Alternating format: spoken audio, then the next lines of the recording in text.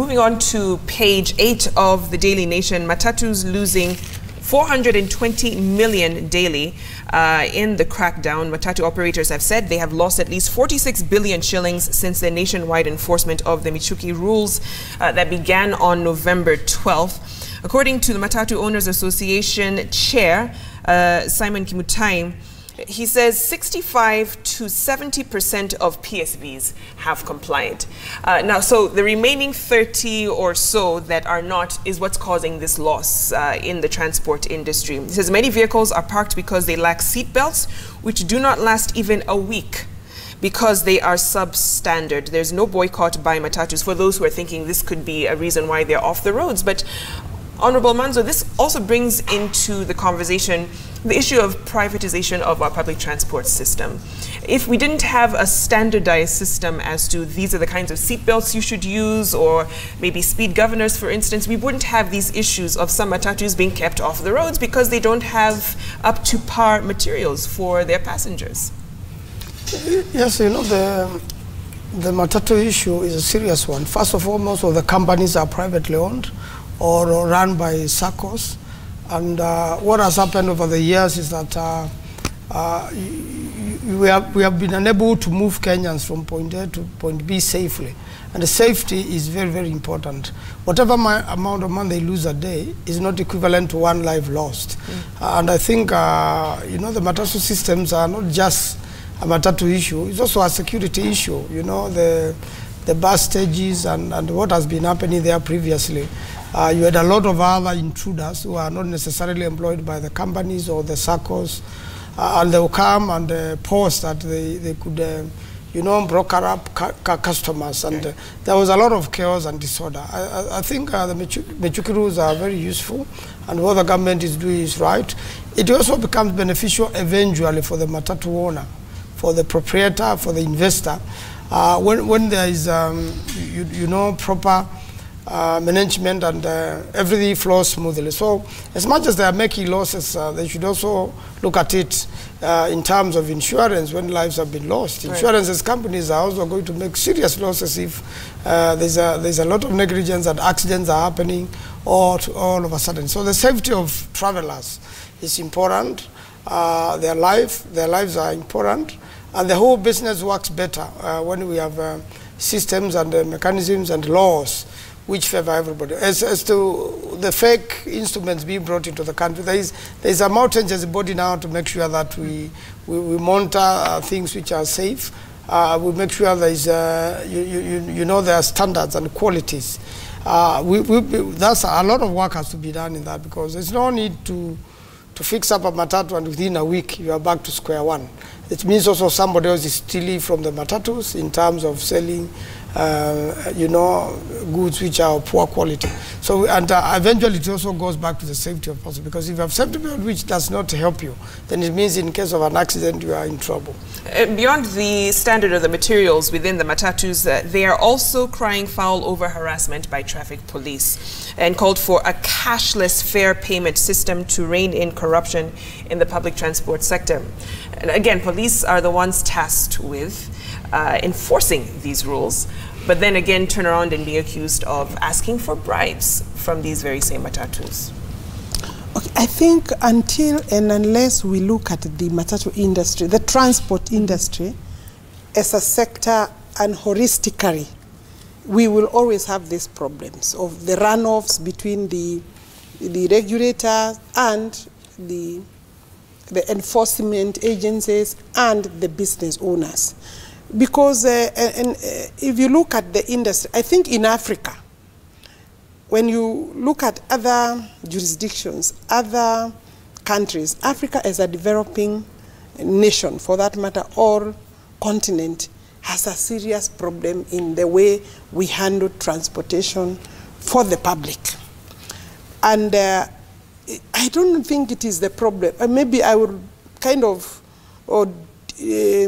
maybe have a different argument from Honorable Manzo, because, you know, look at where we are as a developing nation. These are small businessmen, very small businessmen and women.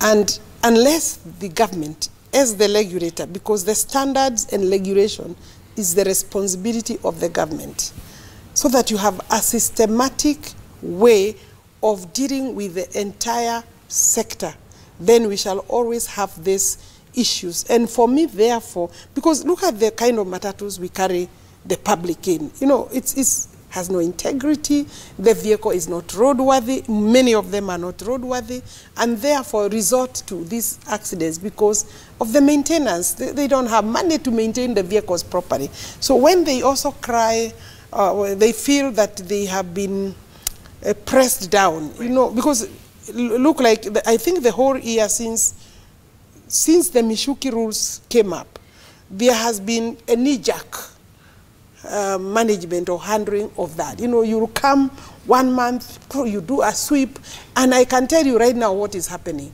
The traffic police officers are receiving money right, left, center. It's a field day for them, and I think we are not looking at that as a loss. They receive a lot of money on the roads, and we all know. I think if you wear an ordinary dress in the matatu and go there, you will not get from one to another per day. You will see the degeneration of the traffic, and they are the enforcers. You know, we came up with NTSA. I think a very good idea. We needed to have left the enforcement to the NTSA, because you will never, I think I now believe you will never clean up the traffic, because the money is a lot. They collect huge sums of money, and these losses he's talking about is not just, you know, he's talking about the losses of the vehicles that are off the road. What about the losses to the mwananchi that is going to the corruption, to the police officer? So I think, you know, in other countries, in other jurisdictions that are developed, so that I can wind up my argument, is that the sector is managed very well. The people who want to do public vehicles, most of them either is big companies that can afford the right vehicles, transportation system, and then it is well regulated. Yeah. The rest, like the taxis, the whatever, they hire on daily basis from the national government corporations, so that you take it today, you are given like 6 hours or 12 hours. It also creates jobs, and then in the evening, maybe somebody else takes that one for the night, right, the following day, and therefore the maintenance of that vehicle is not necessarily on the person who is driving it. You know, you are paying a certain charge that is going to the government as revenue and also as maintenance. And so you may fuel it yourself as the driver. And I think until we reach there, it may take a lot of time, but maybe it is time that we needed to rethink the system. You know, we started very well with the KBS. Which other vehicles? You know, the Kenatico, you know, yeah, Nyayo bus, they were doing very well. Right. But now where are we? We haven't even now started. Why can't we maintain systems that work? The cases, I mean, name it. You will find that where we started in 1963 to 1980, all those systems, we have raped them, we have stolen, we have privatized some through dubious legal transactions where lawyers have also been involved. And I think it's just, I don't know, I think the country has lost. It's been 11 days since the crackdown came into play, and this actually came as a point of discussion yesterday during the news gang of this fascination we have as Kenyans with the word crackdown when it comes to implementing rules that have existed. But all of a sudden, there's a sweep in various sectors. People are excited for about a week or so, and then it dies down.